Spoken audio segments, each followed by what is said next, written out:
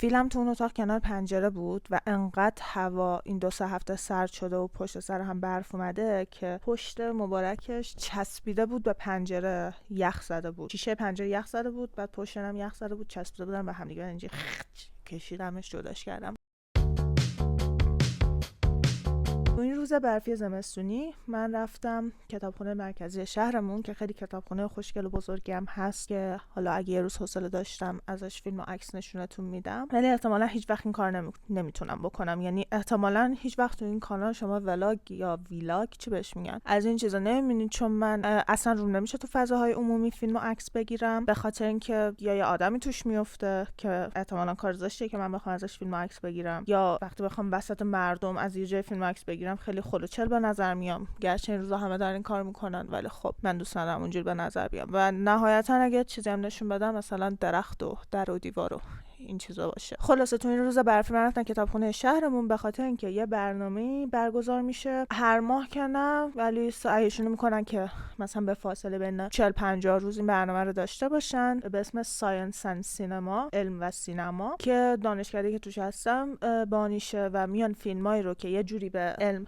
ربط پیدا میکنه، حالا هر جنبه از علم، اون فیلم ها رو اکرام میکنن. بعد یه پنلی هم آخرش دارن که تشکیل شده از دانشمندایی که توی دانشگاه روی مطالب مرتبط با اون موضوع فیلم کار کردن و اونجا مثلا توضیح میدن امر فیلم و سوالای مردم رو جواب میدن و یه جورایی هم به این سوال جواب میدن که آیا این چیزا که تو این فیلم نشون داده شده ساینس بوده یا فیکشن بوده، یعنی علم بوده یا خیال و داستان بوده. من تا حالا تو این 1 سال و نیمه که تو این دانشکده هستم متاسفانه با اینکه خیلی دلم می‌خواسته برم این برنامه شرکت کنم فرصتش دست نداده بود، چون پنجشنبه‌ها یه تعهد داوطلبی دیگه داشتم که از این به بعد ندارم و زمانم آزادتره میتونم این کار رو انجام بدم. اولین بار بود که رفتم و از قضا موضوعی بود که از 2 شاخه واسه من جذاب بود، به خاطر اینکه اگه نمیدونید من تحصیلات اولم تو زمینه ادبیات بوده، ادبیات انگلیسی، و تحصیلات دومم در زمینه علوم پزشکی بوده، مدیکال ساینس، مشخصا کانسر بیولوژی،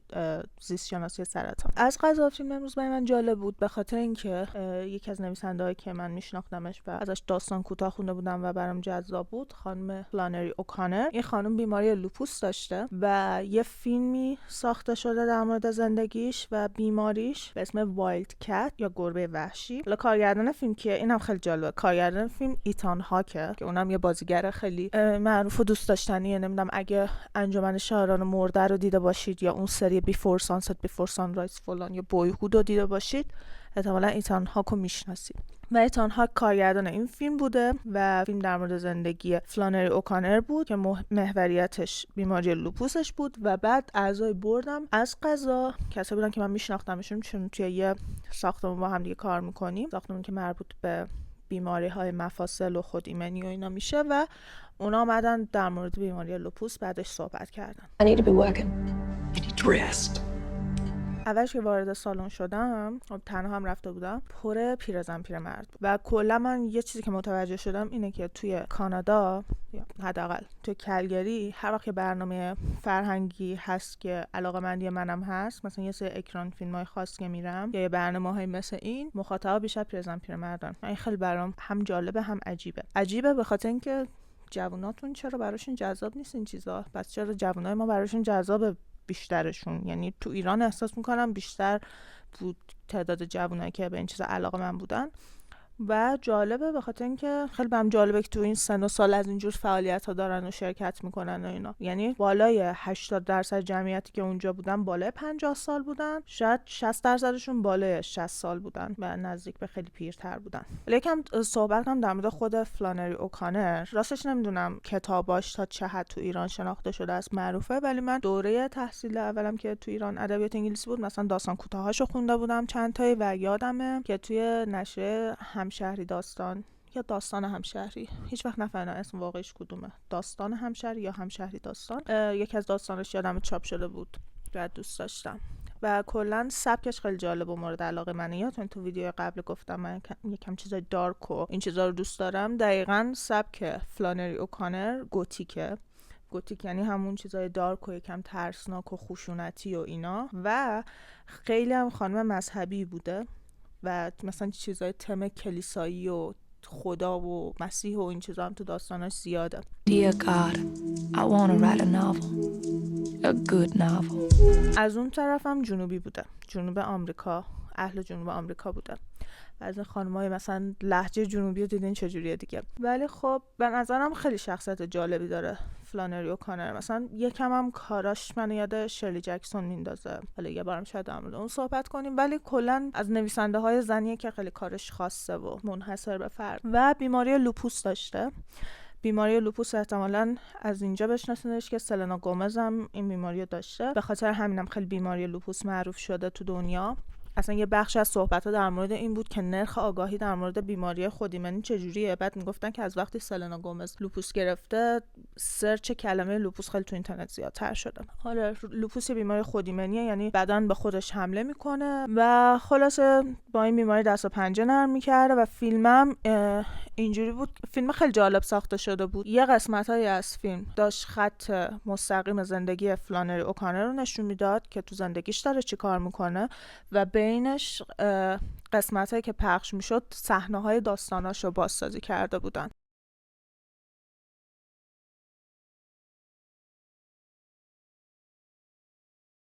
یعنی تو هم با شخصیت فلانری اوکانر زندگیش آشنا می‌شدی، هم با داستاناش آشنا می‌شدی. و مثلا داستاناش هم یه فضای جنوب آمریکایی همه ترسناک، خشونت مذهبی هم توش بود. من خیلی خوشم اومد، یعنی خیلی راغب شدم که برم داستانشو کامل بخونم، رمانشو بخونم. مثلا توضیح میداد در مورد اینکه چجوری ایده های این داستانا به ذهنش رسیده، از صحنه‌هایی که توی زندگی روزمره‌اش میدید استفاده می‌کرد، وارد داستاناش می‌کرد. بیماری لوپوس هم اینجوری رو زندگیش تاثیر گذاشته بود که تو نیویورک زندگی میکرد، نویسنده موفقی بود، داشت تلاش میکرد که رمان اولش رو چاپ کنه، ولی خب بیمار میشه و یه سر میره پیش مادرش که جورجیا فکر کنم زندگی میکرده. اونجا حالش بدتر میشه تو راه سفر و اونجا که میرسه متوجه میشه که لوپوس داره و چون پدرش هم لوپوس داشته و لوپوس یه جنبه ارثی ژنتیکی هم داره، وقتی خبر رو میشنوه خیلی ناراحت میشه. یعنی یه جوره انگار حکم مرگش رو بهش داده بودن، میدونسته که دیگه آخر عمرشه، دیگه میمیره، از این بیماری نجات پیدا نمیکنه. ولی با این حال با همه سختیایی که اون بیماری واسش داشته، مثلا دردای خیلی وحشتناک، بعد درمانش هم درمان جالبی نیست، درمان سختی، مثلا یه سری محدودیت‌های غذایی سنگین داره، مثلا تزریق‌های وحشتناک داره. با وجود همه اینا 14 سال پیش مادرش میمونه، زندگی میکنه تا 39 سالگی و همونجا کار نویسندگیش رو ادامه میده. و خیلی برام جالبه که آدم خیلی مذهبی هم بوده. یعنی توی این فیلم هم نشون داد که چجوری با خودش و ایمانش و دینش در جدال بوده و مثلا با کشیش صحبت میکنه که بفهمه باید با زندگیش چیکار کنه، حالا که دچار این بیماری شده با نویسندگیش چیکار کنه، آیا این عذابیه واسش چی. یکی از داستاناش که توی این فیلم نشون داده بودن و خیلی به نظرم جالب بود، اسمش بود پارکرز بک. که پارکرز بکو که من اولین بار شنیدم مثلا داشتم فکر می‌کردم خب مثلا معنیش چی میشه بازگشت پارکر.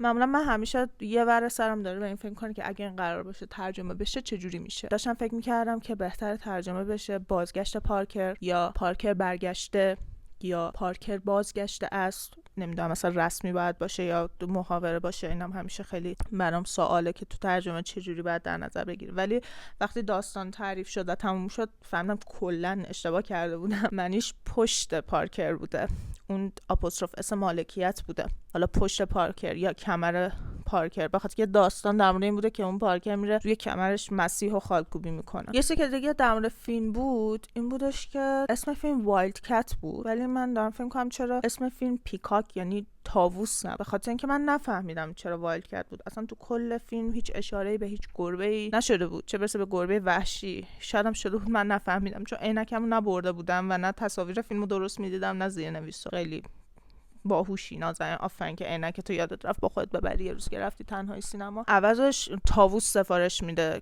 بیارن واسش تو خونش نگهداری کنه و کلا فکر کنم یه برد سانکچوری یعنی یه حفاظتگاه، مثلا یه باغ پرندگان داشته و مثلا جلد کتاباشم بعضیش عکس طاووس روشه. واسه همین برام جالب بود که چی شد وایلد کت شد اسم فیلم، طاووس نشد اسم فیلم. حتی توی فیلم یه جایی پشت سر خودش بال طاووس نشون میدن که مثلا این به مثابه طاووسی که بالاشو باز کرده با مادرش در مورد طاووس و بال طاووس صحبت میکنه. خلاصه بعد من بخونم چی بوده که این اسمو انتخاب کردم واسه فیلم. بعد مثلا من اومدم خیلی واسه این ویدیو هنر به خرج بدم، یه سرچ کوچیکی کردم در مورد فلانری اوکانر توی سایت فارسی و سایت کتاب را اومد بالا، گفتم ببینم چه چیزایی ازش ترجمه شده و دیدم یه زندگی نامه هم ازش گذاشتن، خوندم و پر از اطلاعات غلط و چرت و پرت بود. یعنی چرا چی واقعا نوشتین؟ چی با خودتون فکر کردین؟ خلاصا نوشته با رابرت فیتزجرالد ازدواج کرده و بچه دار شده. بعد اصلا که تو فیلم که هیچ اشاره به این نشده بود. سرچ کردم دیدم اصلا این خانم هیچ وقت ازدواج نکرده. این چیه تو سایتتون نوشتین؟ بعد یکم رفتم پایین‌تر دیدم که نوشته اتفاقا تو همین فیلم وایلد کت که از زندگی نامه این خانم ساختن، دختر خودش نقشش رو بازی کرد. گفتم وات؟ مگه میشه؟ مگه بچه داشته؟ بعد رفتم سرچ کردم دیدم که نه، بچه نداشته. بعد سرچ کردم که پس کی نقششو بازی کرده. بعد میدونی کی نقششو بازی کرد؟ دختر ایتان هال، یعنی دختر کارگردان بود. اصلا ربطی به فلانری اوکانر نداره. یعنی واقعا نمیدونم توی سایت کتاب را کی مسئول نوشتن این متن بوده. چی بهشون میگن؟ سئو چی میگن کسی که متن رو مینویسن؟ واقعا خلی اینا نه خود در آوردی چی نوشتی؟ جالب بود که این کسی که بازی کرده دختر ایتان هاک و اوما تورمن بوده. اوما تورمن که میدونید بازیگر پالپ فیکشن، و من اصلا نمیدونستم که این دوتا با هم بودن. بعد تازه بچه‌ام داشتن، بعد تازه بچه‌شون بازیگر و تو این فیلم بازی کرده. خیلی جالب بود. بعد خیلی هم دختره مثلا عکساش داف بود تو فیلم، مثلا گیریمش خیلی خوب بود. یه خانم همونجوری مذهبی گوشه‌گیر نرد. فیلم ساده و قشنگی بود کلا و میگم سبک روایی جالبی داشت. به نظرم واسه یه بار دیدم بد نیست، مخصوصا اگه به ادبیات علاقه دارید احتمالاً خوشتون میاد. و بعدم که پنلیستا صحبت کردن در مورد بیماری لوپوس، یکی از سوالایی که مردم پرسیدن این بود که آیا لوپوس قابل تشخیص هست قبل از اینکه علائمش شروع بشه، که گفتن هنوز به طور خاص نه، کاملا معلوم نیست چی باعث لوپوس میشه. یکی از عواملش ژنتیکه، حالا میتونین ژنتیکتون رو بررسی کنین ببینین اون ژن مرتبط بهش رو دارید یا نه، و یه سری مارکرها یا نشانه ها توی خون هستن، یعنی یه سری پروتئین هایی که ما میدونیم اگه اینا تو خون باشه شما مستعد بیماری هستید، و برای بیماری لوپوس هم یه سری از این مارکرها شناسایی شدن، اما اینجوری نیست که همیشه 100% دقیق بتونه بهتون جواب بده.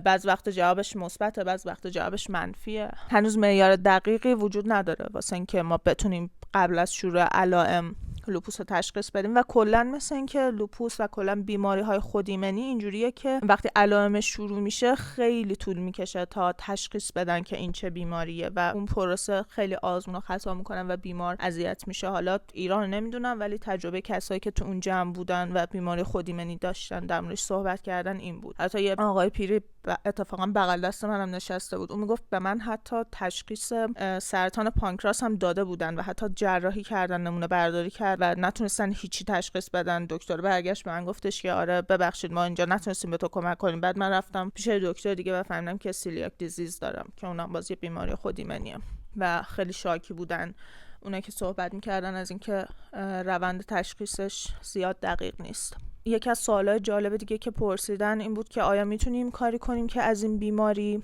پیشگیری کنیم یا کلا از بیماری خودایمنی. و یکی از پنلیستا گفتش که یه ریسرچی تازه خونده، یه تحقیق تازه خونده که توی اون نشون دادن که ویتامین D3 خیلی مؤثره، بین 20 تا 25% میتونه ابتلا به هر نوع بیماری خودایمنی رو کاهش بده. و البته اشاره کردن که این به معنی این نیست که بریم توی آفتاب زیاد، چون از اون طرف در معرض آفتاب زیاد بودن خودش یکی از عامل‌های خطرناک ابتلا به بیماری خودایمنیه و همون ویتامین D مصرف کردن مؤثرتره، که البته فکر کنم بیشتر برای این کانادایی‌ها این حرف مصداق داره، به خاطر که همینجا آب و هوا جوریه که ویتامین D شون کمه و هم این که سفیدپوستا آفتاب واسهشون خطرناک‌تره. ولی تو ایران هم فکر کنم خانم‌ها به خاطر حجاب و اینا احتمالاً کمبود ویتامین D زیاد دارن. شاید بد نباشه مثلا شما اگه دوست دارین با دکترتون صحبت کنین ویتامین D به عنوان مکمل بخورید. ما اینجا تو کانادا همیشه دکتر بهمون میگن که بخورید به خاطر آب و هواست. ولی یه سوال دیگه که جالب بود این بود که درمان‌های جدید واسه لوپوس و بیماری خودایمنی چی هست، که در مورد کارتی تراپی صحبت کردن، که اگه بخوام به صورت خلاصه بگم کارتی تراپی که اتفاقا واسه درمان سرطان خون الان خیلی موفق بوده، اینجوریه که یه دسته از سلولای ایمنی بدنمون سلولای تی هستن و کلا سلولای ایمنی بدن اینجوری کار میکنن که یه گیرنده هایی دارن که مثل قفل و کلید جفت میشه با یه سری پروتئینا که میتونن اونا رو شناسایی کنن و تصمیم بگیرن به سلولی حمله کنن یا نه. کارتی تراپی اینجوریه که سلولای تی رو از بدن خودتون در میارن و مهندسی ژنتیک روش روش انجام میدن که بتونن یه پروتئینای خاصی رو، اپیتوپای خاصی رو، نمیدونم دقیقاً اپیتوپ فارسیش چی میشه، اونا رو تشخیص بدن و به اونا حمله کنن. یعنی من میتونم بگم که خب ببین تو بیماری لوپوس یه سری سلولای ایمنی بدن دارن به خود بدن حمله میکنن یا درست کار نمیکنن، من تو رو طوری طراحی میکنم که بری مشخصا به اونا حمله کنی. یا توی سرطان، یعنی که خب یه سری از سلولای سرطانی این پروتئینا رو سطحشون هست، سلولتی، من تو رو، گیرنده های تو رو جوری طراحی میکنم که بری اونا رو تشخیص بدی و مشخصا به اونا حمله کنی. این مفهوم کلی کارتی تراپیه که کلا اخیراً خیلی باب شده و آینده روشنی براش متصور هستن و گفتن که برای لوپوس هم احتمالاً درمان موفقی خواهد بود. توی مراحل اولیه تحقیقاتیه ولی خوب نتایجی داده تا الان. دیگه بیشتر سوالا و صحبتایی که اون تماشاچی‌ها توی جمع می‌کردن در مورد این بود که خیلی اعصابشون خورد بود از اینکه توی کانادا وقتی می‌خوای دکتر متخصص ببینی یه صف انتظار خیلی طولانی وجود داره و خیلی طول می‌کشه که بتونی متخصص ببینی. مثلا بعضی میگفتن حتی تا 2 سال به ما گفتن ممکنه طول بکشه و من اونجا به عنوان مهاجر خیلی احساس بدی بهم دست داد، چون همش گفتن که آره جمعیت زیاد شده، این اتفاق افتاده. همش فکر کنم اوه من اینجا اضافیام، من یکی از عواملی هستم که باعث شد دکتر به اینا نرسه. حالا من خودم اصلا دکتر نمیرم ولی خب آخه ربطی هم نداره، خب بالاخره جمعیت خودشون هم زیاد شده، بعد تعداد پزشکاشون هم فکر کنم کمه. بعد مثلا سیستم پزشکی ایران دیدی چجوریه، مثلا یه متخصص میخواد مریض ببینه یهو به 40 نفر سر ساعت 3 نوبت میدن، بعد دکتر ساعت 4 و نیم میاد، بعد همه تا ساعت 11 شب منتظرن تا دکتر ببینن. بعد حالا دکتر زنان هم که دیدیم مثلا 4 تا 5 تا میرن تو. اینجا اینجوری نیست، مثلا هر کسی 45 دقیقه نیم ساعت وقت ویزیت داره و سر موقع خودش میره میاد. من میگم شاید چون خرکی رفتار نمیکنن مثلا ویت لیستشون زیاده، انتظارشون زیاده واسه دکتر دیدن. خب عاملش هم همینه که تعداد دکتراشون کمه. خیلی ناراحت بودن، یعنی که 2 نفر سوال مطرح کردن بعد دیگه همه دستا رفته بود بالا، مثلا یکی که عصبانی شده بود دستش همینجوری بالا نگه داشته بود، تکون میداد که زودتر میکروفون بهش برسه مثلا صحبت کنه در مورد این موضوع. مثلا 1-2 نفر با بوق صحبت می‌کردن، مثلا یه خانم گفتش که آره خواهر من مثلا بیماری خودایمنی داشته، گفتن به کبدش حمله کرده، بعد 2 سال بهش زمان انتظار دادن. من هر روز زنگ میزنم میگم 2 سال خیلی زیاده، اگه به کبدش حمله شدی یعنی خطرناکه و اینا. خلاصه ناراحت بودن از این قضیه. و بعدش هم دیگه اومدم خونه و خیلی برف قشنگی داشت میبارید، هوا خیلی سرد بود، یخ زدم.